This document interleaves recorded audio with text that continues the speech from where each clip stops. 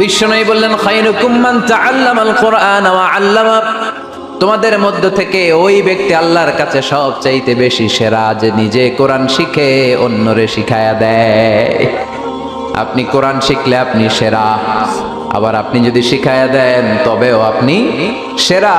এজন্য কোরআন শিখানোর চেয়ে শ্রেষ্ঠ কাজ হয় না। আপনি যদি কাউরে শুধু সূরা ফাতিহাটা শিখান, কোন সূরা, ওই লোক যতবার জীবনে সূরা ফাতিহা পড়বে তার একটা পার্সেন্টেজ সওয়াব আমলনামায় আপনার আছে না নাই?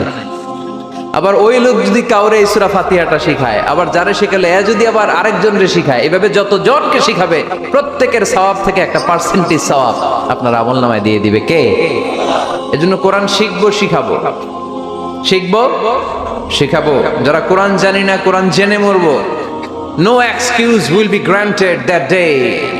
সেদিন কোনো অজুহাত আল্লাহ গ্রহণ করবে না। সব পারো, কোরআন পারো না কেন? সবই তো পারো। হিন্দিতে কথা বলতে পারো, ইংরেজিতে কথা বলতে পারো, কোরআন পারলা না কেন? কোনো মাফ করবে আল্লাহ? না।